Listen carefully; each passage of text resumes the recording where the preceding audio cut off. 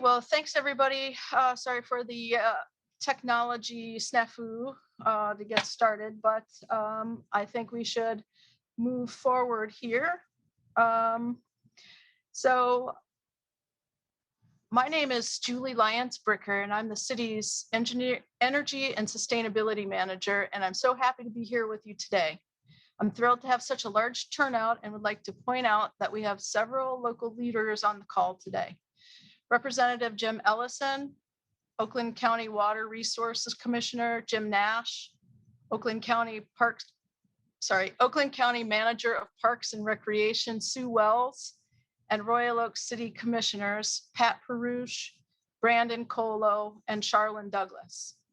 We're also very pleased to have with us Edna Lorenz, the Energy Manager from Beaumont Health, Patrick Murphy, the Operations Manager at Royal Oak Schools, and Brett Tillender, the CEO of the Boys and Girls Club of Oakland and Macomb counties. Because we had more than 100 registrations, we made the decision to open a questions and comments form at the end of the presentation so we can stay organized and be respectful of our 1 hour time frame. So please hold your questions and your comments until the end. And to all of you on the call and all of you watching on WROK, we offer a warm welcome and look forward to our time together this evening. Next slide. So many cities are engaging on a path to sustainability. They're considering how to make their community safe and healthy, inclusive and resilient against extreme weather and other potential emergencies. Some are increasing access to public transportation, increasing their tree canopy to mitigate urban heat. Some are converting their fleet vehicles and installing solar on municipal buildings. And some are creating green purchasing policies. There are many actions that a community can do to get started. Michigan cities working on sustainability initiatives include Ferndale, Dearborn, Ann Arbor, Ypsilanti, Saline, Kalamazoo, Holland, Grand Rapids, Lansing, East Lansing, Traverse City, Rockford, and Marquette, and the list goes on. And many of our peer cities are super passionate about the work that they do, and they're more than happy to share ideas and lessons learned. So we're in good company. Next slide.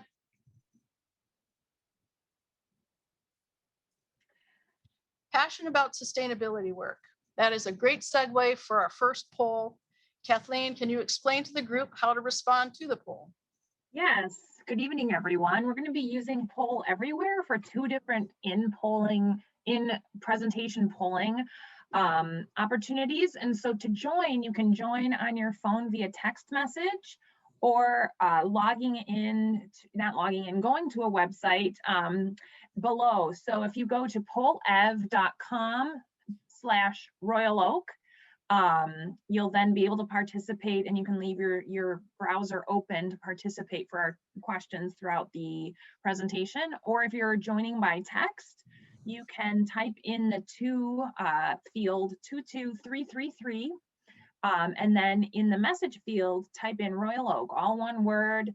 The capitalization doesn't matter. And then you should get a message back saying that you've joined our polling session. So for our first polling question, in one word, what is your vision for the next 100 years of Royal Oak?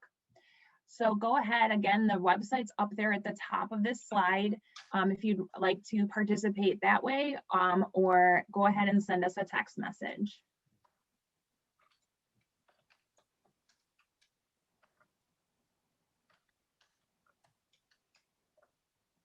Looks like we're getting lots of wonderful answers in, some of the similar.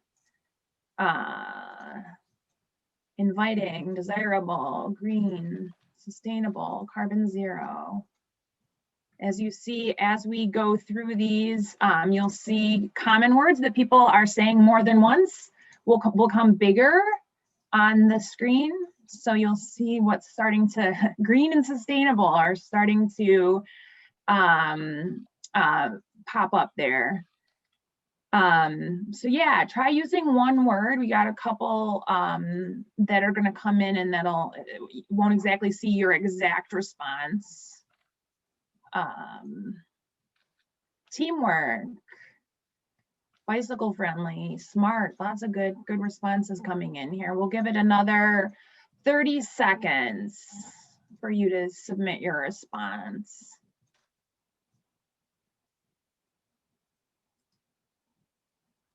Home, that's a nice way to summarize it. Walkable. Looks like green and sustainable are leading the pack here. And walkable is getting kind of big too. Being a leader. So again, just one word if you can, just 15 more seconds. Okay, go ahead and hit that send. This is not your only opportunity to participate. We just kind of wanted to warm up and get you thinking. All right, I'm gonna go ahead and lock those answers in. Hit send right now. All right, let's get one more. All right, I'm gonna go ahead and lock this question in. Awesome, check out that word cloud. Great, thanks everyone. I'm gonna turn it back over to Julie. Okay, thank you, Kathleen. So the next slide talks a little bit about the Sustainability Task Force. It's the group that's been charged to move forward on getting the Sustainability and Climate Action Plan developed. So this is an 8-person task force. We began in October of 2020 to work on the greenhouse goal setting project, and we continue to meet twice a month to develop this draft Sustainability and Climate Action Plan. Currently, our team consists of 2 city staff, 4 environmental advisory board members, and 2 resident volunteers. The task force has worked to get the community engagement process developed, including this event, the stakeholder survey, which will be coming out soon, and the focus work groups, which will be held this summer. We recognize that many additional businesses and organizations need to be contacted, and we're planning to do one-on-one visits with local nonprofits, school groups, small and large businesses, industry, clergy groups, the school district, and our hospitals. So if we've missed any groups, please let me know. Again, we are really interested in getting a diverse set of voices to help us move forward on this planning. So next slide, please. So the mission the task force works by is this: to build and lead a team of diverse stakeholders who, through thoughtful discussion and data-based decision-making, will develop a sustainability and climate action plan that fosters a healthy, equitable, and sustainable future for our community. Next slide. And the city has been prioritizing and pursuing sustainability initiatives for years. I won't read all of this, but in May of 2019, the city earned a grant from Bank of America to be one of 15 cities across the country working towards a U.S. Green Building Council certification as a LEED for Cities city. In April of 2020, we were thrilled to learn that our submission was approved and that we were named the first LEED for Cities certified city in Michigan and the 3rd in the country certified under their version 4.1. So then in July of last year, our city commission acknowledged a resolution for the climate emergency and expanded the Environmental Advisory Board's scope of work and tasked staff with creating a greenhouse gas emissions inventory for the whole city, as well as a separate inventory for the municipal operations. Then in September 2020, we got that task done and reported out to the commission in January of 2021. And we're tasked again with now creating this Sustainability and Climate Action Plan, which is due in January of 2022. So that's where we are. I will now pass the presentation over to Amanda Herzog.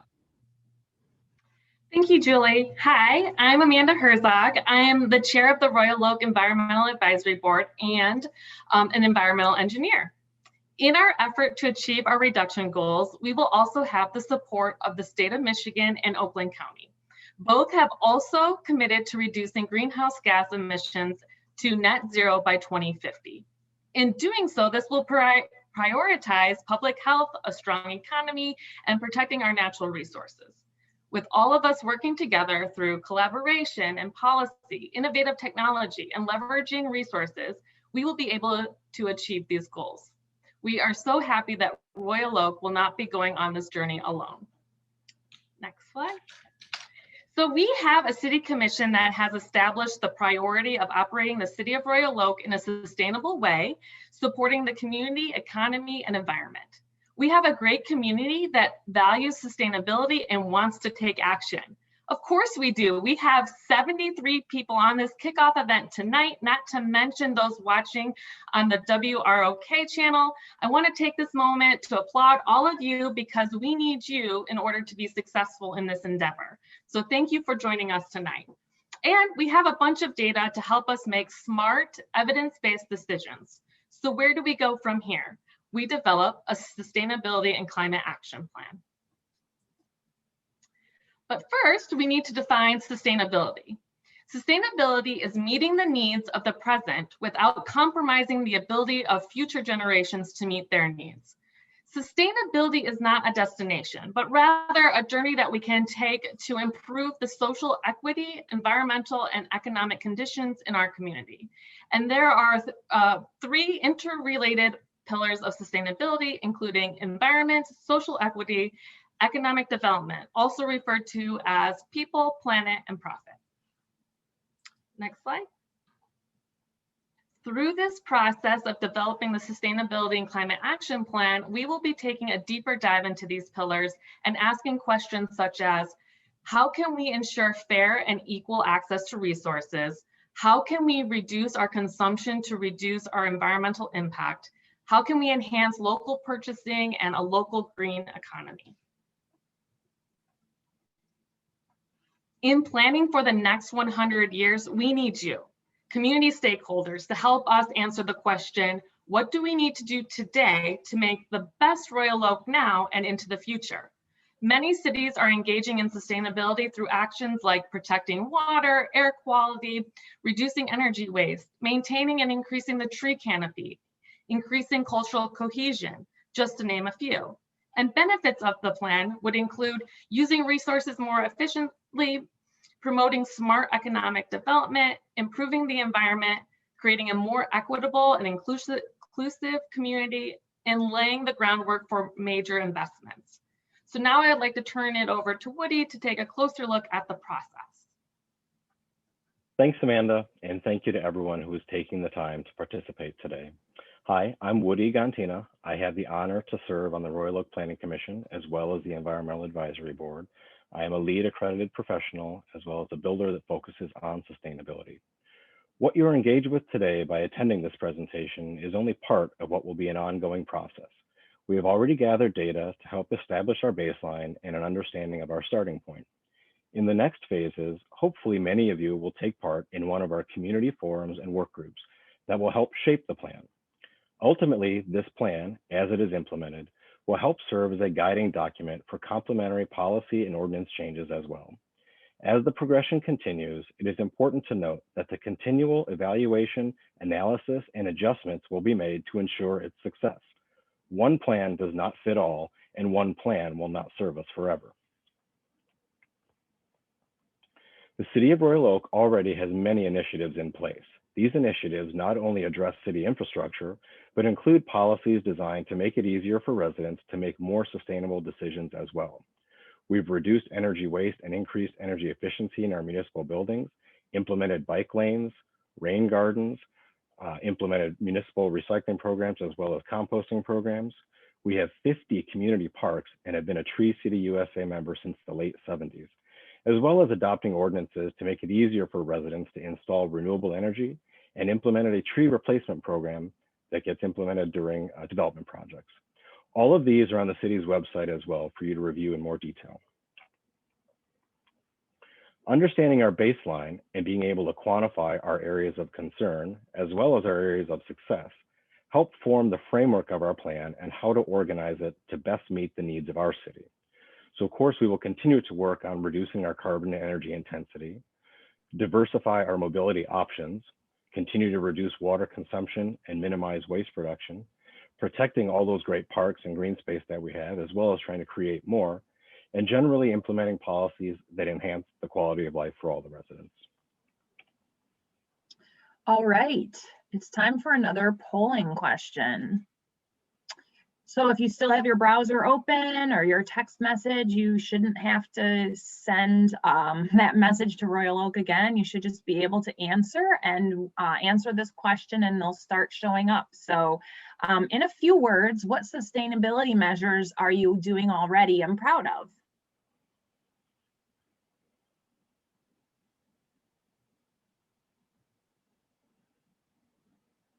It looks like we have lots of composters. Recycling, biking.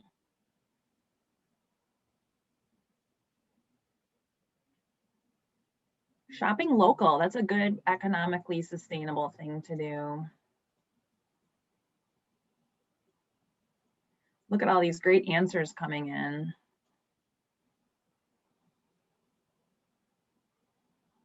Let's see, lots of similar stuff.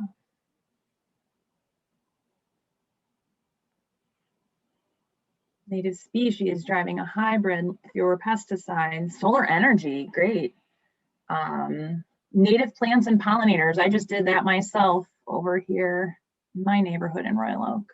Lots more bees are definitely coming along. Oops, sorry. I meant to scroll so we can make sure we can see things as they're coming in. Walking to the farmer's market, good idea. What else?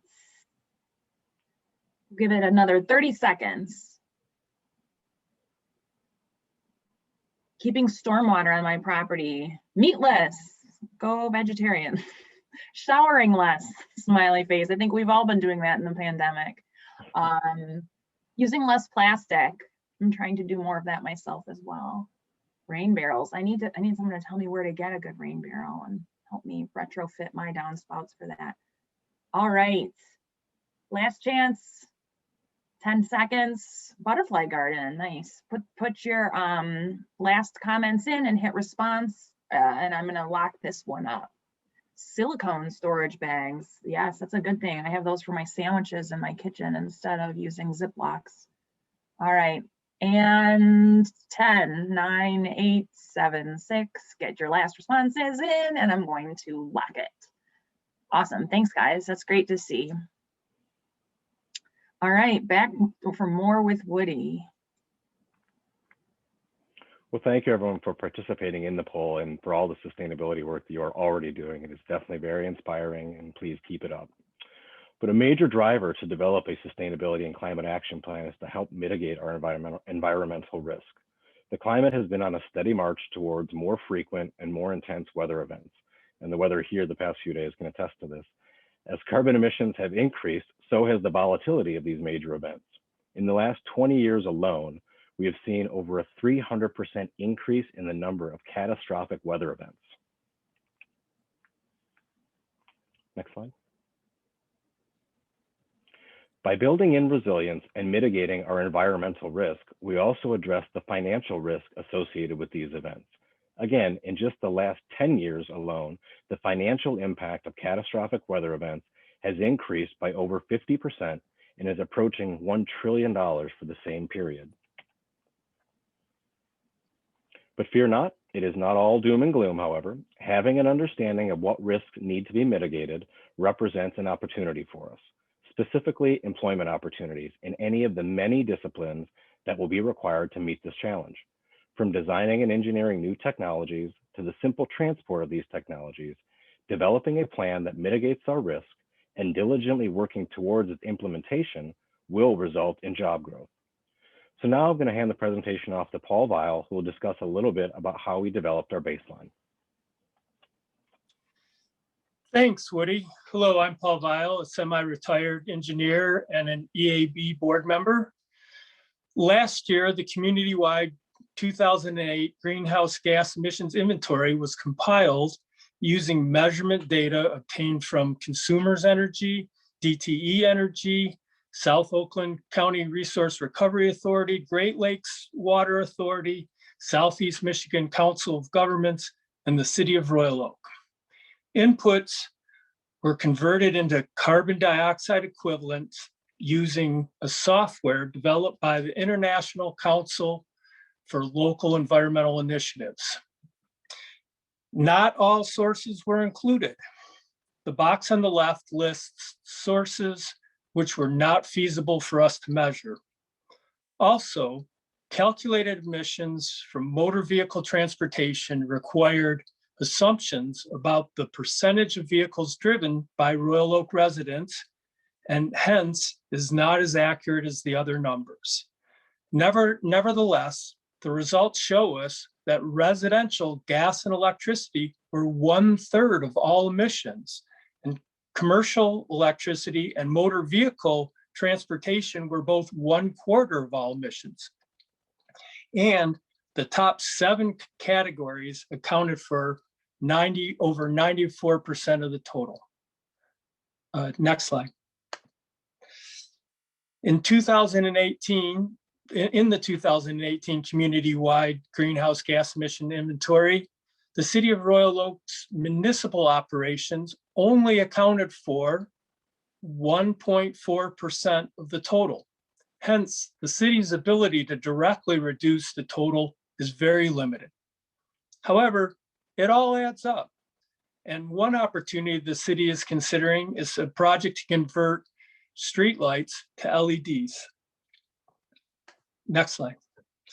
The city's larger role is establishing policy that prompts us all to act. In January of this year, the City Commission passed a resolution committing the entire community to reduce its greenhouse gas emissions by 40% by 2030 from the 2018 inventory, and to be net zero by 2050. Next slide. In addition to establishing greenhouse gas reduction goals, the City Commission and its staff are capable of creating programs that can help residents and businesses be more energy efficient. The city also can align itself with other cities and advocate our state government and public utilities to take action that supports our greenhouse gas emission reduction commitment. As shown in the previous slide, the city has a limited ability to reduce emissions, but by influencing policies at the utility and state levels and working to develop land use policies and offering energy conservation programs, our community can achieve its reduction goals. I'm now going to pass the presentation over to Andrew. Thank you. Great. Hello, everybody. My name is Andrew Sarpoulos. I work for the Sierra Club, which is an environmental nonprofit. I am a co-founder of a group as well called the Oakland County Climate Campaign, and I'm an EAB board member. And one of the things I just wanted to point out here, Paul talked a little bit on the last slide about the different levels that we can advocate at, and our utilities are going to be a big part of that, specifically because we're going to have to electrify a lot of what we're doing. And so all of our electricity comes from these utilities. Our utilities, thankfully, have made some commitments, which you can see here on the slide, to be net zero by particular dates. These are voluntary commitments on their part. So, they can help set the tone, but we also need to, as a city, be very vocal about our needs and advocate at the utility level for what we need to make sure our community reaches its goals. And if we go to the next slide, we can see a couple of the sectors that we need to focus on. So we've got residential, commercial energy, and transportation are the main things we're looking at. We need to reduce fossil fuels in these sectors significantly. There are many things we can do that we're kind of looking into right now. So on the residential, for example, we're looking at energy efficiency, upgrades to insulation, more efficient appliances. renewable energy, solar possibly as well, and the efficiency and geothermal. Commercial, we see kind of the same things. We have some energy efficiency, infrastructure, where it's possible. In new buildings, there's a lot we can be doing as well. And then in transportation, we need to focus more on non-motorized options, integrating them with our community, figuring out how we plan for better public transportation. And, walkability, I saw, was a really big piece earlier, and that's going to be absolutely critical as well. So if we kind of go to the next slide here, we can see kind of what we need to do. So, we have the modes of transit and the buildings we have right now, and we take them over to this green area on the right. And so these are a couple of the options that we can do to incorporate sustainability and climate efforts. And I mentioned a couple of those before, so I think in the interest of time, we'll just move on to the next slide. So, what can you do? Well, sustainability is going to look different in every single community. There's no one path to net zero. How we get there is kind of up to us. And so we want to bring in the public and be as transparent as possible, and getting community values to be part of this planning process. We can kind of bring some of the science and expertise, but we want to hear, exactly how we do it. And so I'm going to turn it over to Amanda now to talk about some of the engagement processes where we're hoping to hear from you. Thank you, Andrew. So we need all of you to take this task. To take on this task, we need the community to help drive the vision. You can participate by continuing to take sustainable actions in your day-to-day, take the survey, and join a work group. Next slide. We strongly encourage you to take the survey. Stay tuned, the survey will be live very soon. We will be emailing everyone who registered tonight when it is available, as well as pushing it out through various networks. We will also be doing pop-ups at the farmers market to encourage people to take the survey, or for those people who just prefer to answer questions on a hard copy version. So to find the survey, you will go to the Sustainability's website, romi.gov/sustainability. You'll scroll to the bottom and click on Community Stakeholders Survey. And then a survey will pop up like this. And the survey will be about 3 pages and take about 15 minutes to complete. For those who fully complete the survey, you will be entered into a raffle to win a $20 Downtown Dollars gift card. Next slide. You can also join a work group. The focus work groups will require more of an obligation to take a deeper dive into these focus topics. The goal of the work groups is to vet the best priority actions for the plan. I quickly want to review each of the work groups. This is a general characterization, and as we move through the process, these focus topics will become more refined. So generally speaking, the energy and buildings group could include creating measures to ensure energy conservation, efficiency, and use of renewables. The mobility group could include creating measures to decarbonize transportation, including electrification, walkability, bicycle-friendly, and mass transit. The water group could include a focus on water quality, resilient infrastructure, conservation, and long-term stormwater management solutions. The waste group could include creating measures to reduce solid waste to landfills through reducing, reusing, recycling, and composting. The green space group could include a focus on the tree canopy, existing green space, biodiversity, and current density of the built environment. And the quality of life group could include a focus on public health and wellness, safety, hazard mitigation and resilience, arts, culture, and social equity. But you don't have to wait for the Sustainability and Climate Action Plan to be complete to start. You can start today and incorporate sustainability in your daily life. And here are a few examples, and there are many, many more. But I want to point out the last one listed here. Speak with your representatives. Let's keep this conversation going after tonight. We are grateful for all of the representatives here tonight that want to join us on this journey. To reach our goals, we will need leaders and legislators to help set effective and equitable policies, but they need to know that this is a value of our community.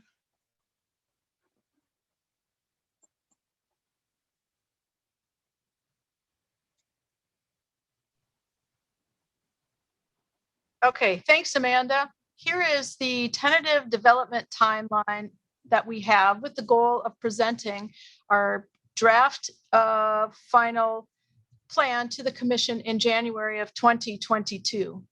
As mentioned, we really encourage you to participate in the stakeholder survey and the focus work groups. Pick a work group that you have a passion for. We expect those meetings to kick off in late July and continue on into late September. In a couple minutes, you'll have the option of signing up for more information about particular focus work groups. We have a quick questionnaire to track work group interest also. Next slide.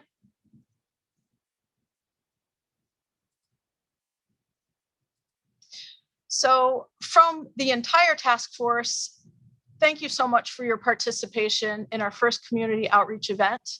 This concludes the portion of us talking to you, and we certainly appreciate your time, look forward to future connections. If you have any more questions or any comments, always feel free to reach out to me at julieb@romi.gov. And now we would like to hear from you. So we ask you to open another tab on your computer. And in that tab, type www.romi.gov/poll to get to the questionnaire. You'll have 5 minutes to work on the questionnaire. We will answer as many of your questions as possible until we're out of time. Please note in the questionnaire, there is one question box only. So if you have multiple questions and or comments, please type them all in that box. Any questions we do not get to will be answered within 48 hours, and all questions and their respective answers will be posted on our sustainability website within 1 week. So again, please open the tab, get to www.romi.gov/poll. And now I would ask Judy to take over with her screen sharing.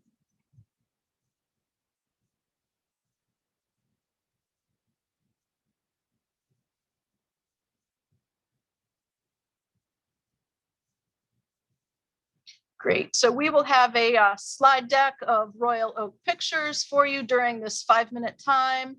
And there will also be slides that give you reminders of how much time is left.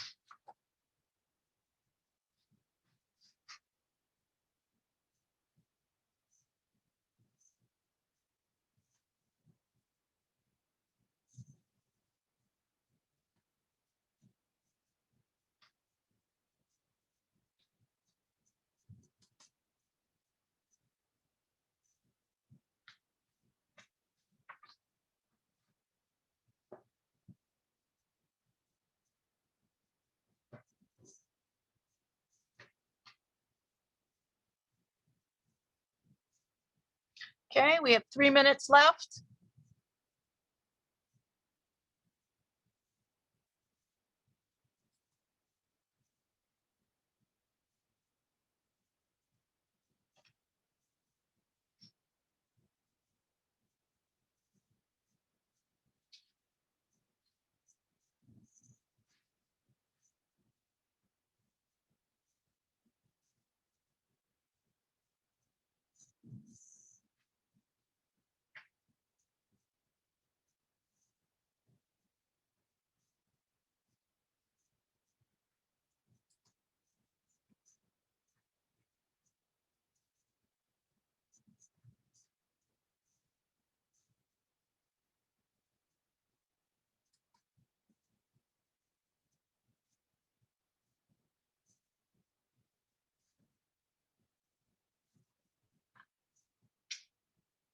Okay, I can see that about half of our attendees have filled out the questionnaire.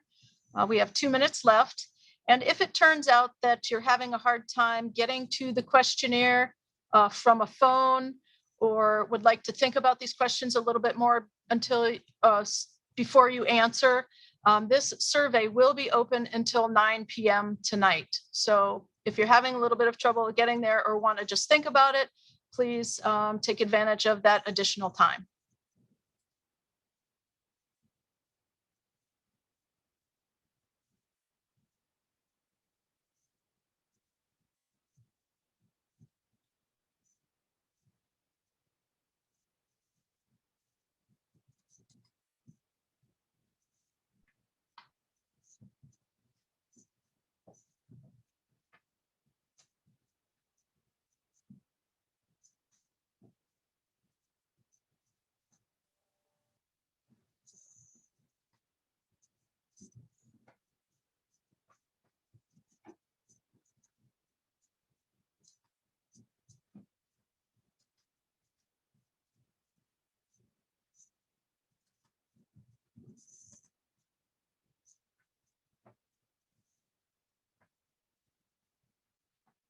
Okay.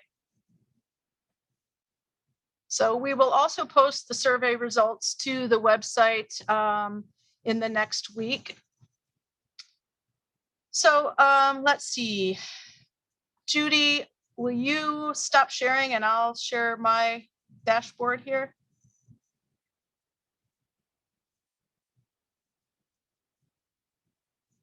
Okay.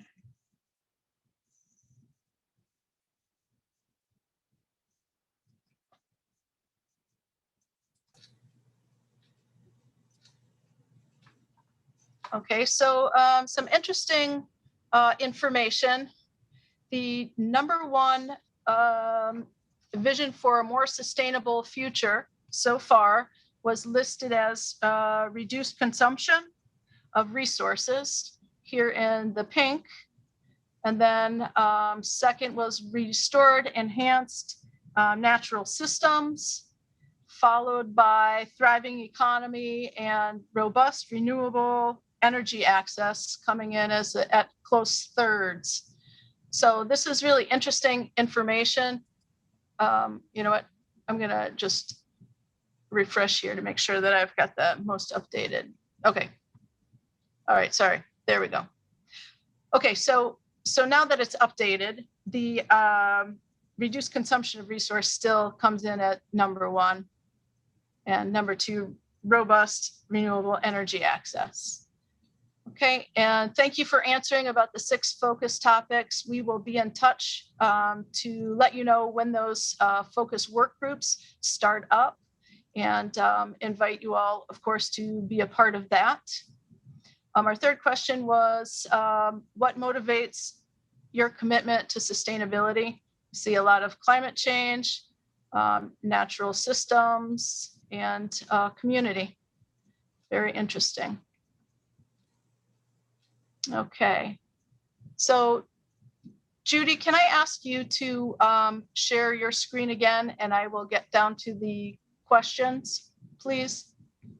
Sure. What do you want me to share? The community forum kickoff survey answers that we just looked through, so I can pull up the questions. Sure, of course. Okay, thank you. And then I will go through questions during as much time as we have left. It looks like 15 minutes. And again, if your question doesn't get answered, we will take care of that in the next 48 hours and get that posted.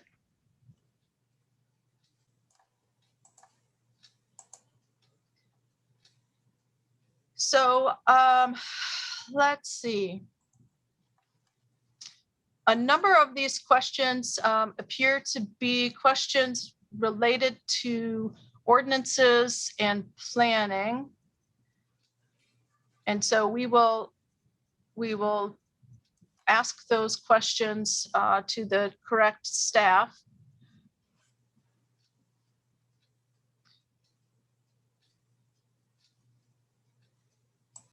So here's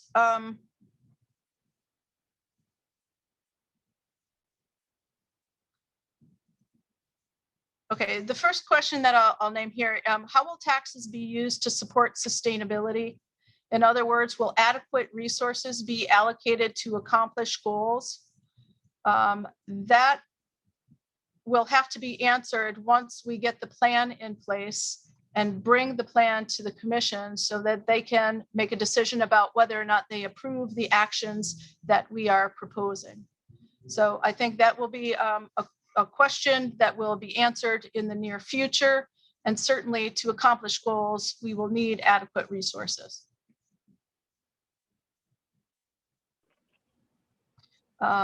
Here's a comment that says, I worry that public transportation will get kind of ignored since we as a region don't know how to talk about it, advocate for it, and or integrate it into our daily lives.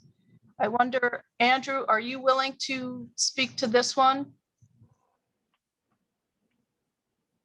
Could you repeat it? I'm sorry. No, that's no problem.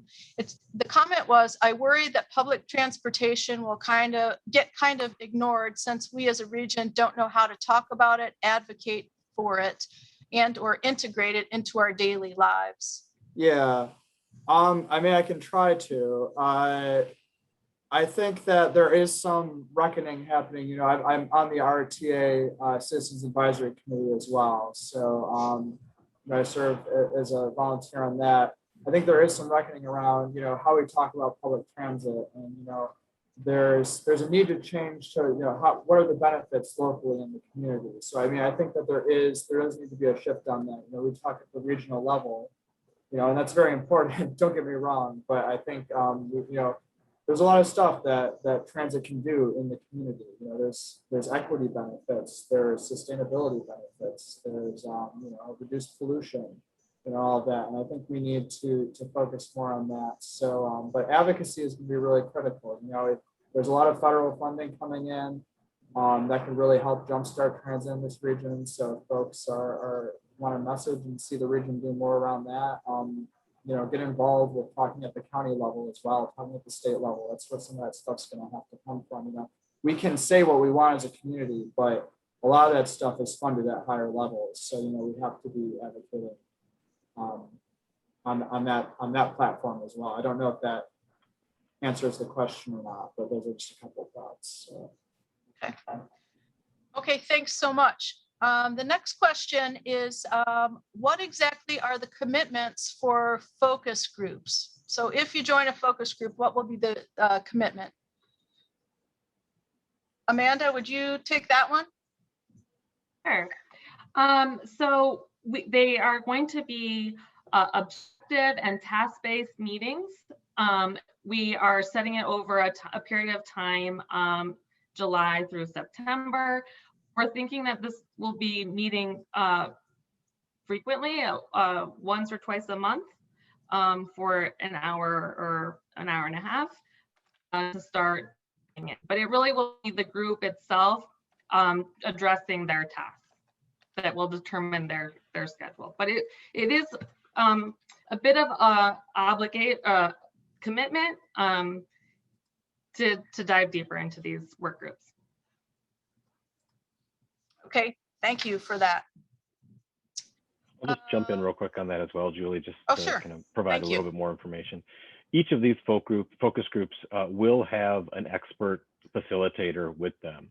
So the residents that do feel compelled to volunteer their time for one of these focus groups, you won't be just left to your own devices. There will be an expert who will help facilitate the discussion, but ultimately they're there just to serve as the assistance to get all the community ideas on the table, if that helps.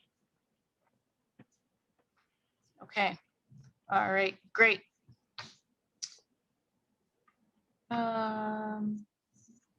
So here's another comment. I think this is a good one. We've talked about this a little bit. For equity purposes, please offer less tech-savvy ways to participate. So certainly duly noted. Also, I would include a rigorous renter engagement effort. Renters have less options on how to participate in sustainability efforts. I think that's a really good point. And whomever wrote that, if you're willing to be part of the energy and buildings work group, I think that would have, that would be a really good topic to discuss. Okay, so let's move to our next question here. How do we plan to balance our goals with economics, in parentheses, cost to the city's residents? So I'll try to hit that, and if anybody else wants to follow up, that would be great. So one of the deliverables that we want from the focus work groups is for all of the actions that rise to the top to be measured against how impactful they are, how reasonable they are to get done, and then how affordable they are. So it certainly will come into play in how we score the actions. I would expect, at some level in the future, there will be some kind of a cost for bigger projects. But I'll tell you, a lot of what we can take care of right now are low-hanging fruit. We see a lot of education that needs to happen for commercial businesses relative to energy efficiency. We see the same for residential residents. And so we are keeping that in mind, and certainly everybody who participates in work groups will be keeping that in mind also. I hope that's a good answer. If anybody wants to add something, feel free. I'll add a little bit. Okay. I think the cost of inaction is far greater to all of the residents of the community. And the shared cost of action is something that, as Julie had mentioned, won't simply be on, hopefully, the city of Royal Oak and its residents. As Amanda had mentioned, both the county and the state and the federal government will all need to be willing participants in helping us implement a lot of these actions. But at the end of the day, we have to look at things that are economically viable, and ultimately then will not put the burden of the cost of it onto the individual resident. Okay, If great. I could just add one other thing. A lot of these renewable technologies that we're looking at right now, and these sustainable technologies, are either competitive already with the fossil fuel infrastructure or are very close to competitiveness. And that's the price you're paying. But when you talk about the economics, as Woody's alluding to, there are a lot of costs that are not factored into the price of fossil fuels that are making it a lot cheaper. And when you actually levy those costs, if you're talking economics, these technologies already make way more sense than the fossil fuel infrastructure. So, I think we need to be realistic when we talk about when we have our tailpipes putting out things, or, we're burning things, we're putting out costs that are not factored into the price right now. And so that's one thing we really need to look at as well when we talk about economics. And I think that a lot of what's going to be advocated for in this process, hopefully will take some of that into account and look at those. So. And I think we also need to maybe use different terminology in the sense that these aren't necessarily just costs, these are investments. And investments typically have a return, and that's how all these programs will be viewed. Okay, great. Thank you so much. Another question is, where and how often will the focus groups meet? I think the answer to where is still to be determined. We're just now opening up the City Hall and other city buildings. So if we can get together safely in person, I think that would be great. If not, they probably will be Zoom meetings, and that again will to be determined. Please stay tuned. The next question is, will you be contacting us with focus group assignments?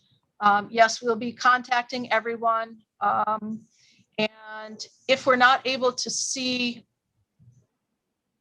how each person signed up with the focus group scoring here, we will be in touch. And we also on our website have a Google document right now called the interest form.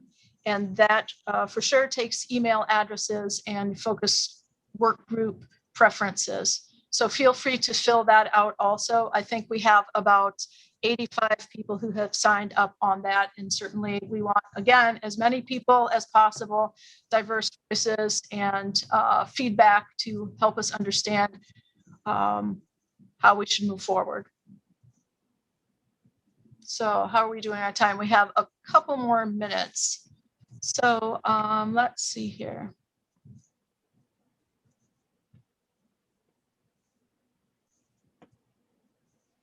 Okay, how do I get a bigger recycling bin? Do any of you know the answer to that question? Julie, that was my test question. Oh, okay. Woody, you call Aaron Filipsky at DPS.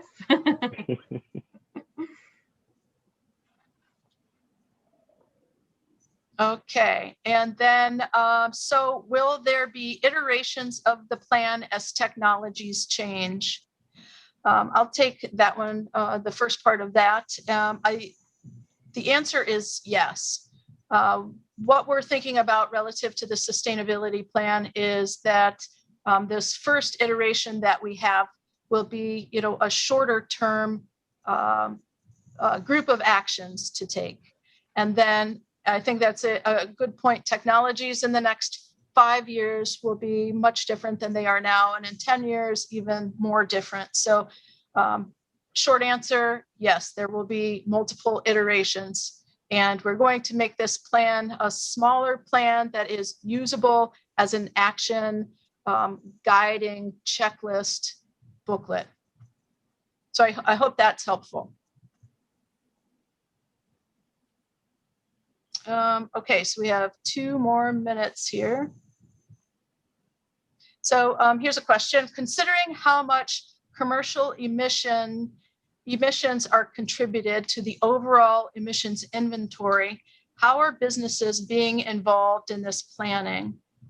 So that goes back to one of our slides, and our intention, again, is to reach out and do a lot of one-on-one conversations with commercial businesses, also to make a connection with the Chamber of Commerce and certainly with our own DDA.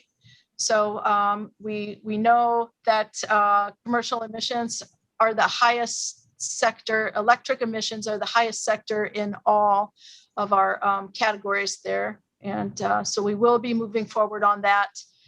Again, it goes back to the work groups, and that will be, I'm sure, a topic for discussion.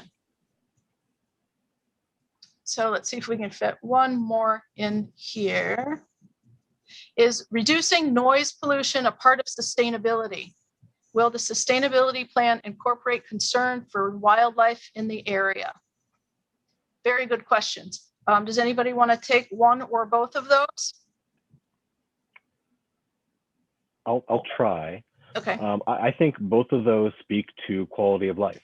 And if those are concerns for residents, certainly as we look to enhance the overall quality of life for the residents, we need to take those things into account. How we address those issues, I think that's for the focus group to talk about. But I would say, specifically noise pollution or noise concerns, as well as, native wildlife, add to quality of life issues more so than any of the other focus groups. And I would think they would be an important topic to keep in that focus group. Okay. All right, great. So we have hit our 1 hour mark. We want to say a huge thank you to you all again. Again, we're sorry for the technology snafu at the beginning. This presentation was recorded, so we will also have it archived on our website, and invite you to please watch what you missed. We'll send out an email with that link. And then again, we will be answering all of these questions and posting them on our website. And we will be in touch for the next portion of our work here. And let's see.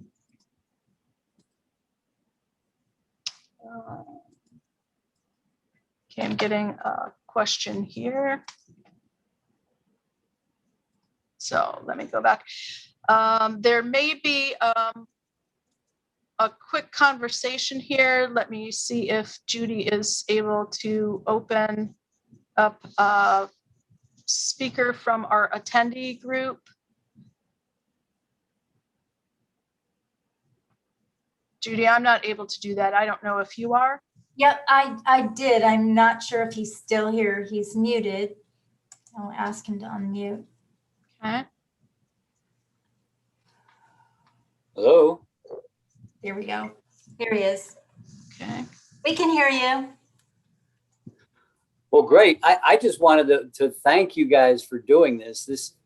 I'm just so proud that you're a city in Oakland County, because you are leading these efforts in a way that's so organized and well thought out. And I know half the folks on the screen here, and I know the other folks here are just dedicated. I just want to say thank you that you're leading this, and I hope I can help in any way. I'm always available. Thank you. Okay. Well, thank you so much, Jim. Would you quickly introduce yourself to those on the call who might not know you? Oh, I'm sorry. My name is Jim Nash. I'm the Oakland County Water Resource Commissioner. I've been working with the city and communities all over the region here on these kind of things. And it's just great to see you guys taking this leadership. I love it. Well, thank you so much. We really appreciate that.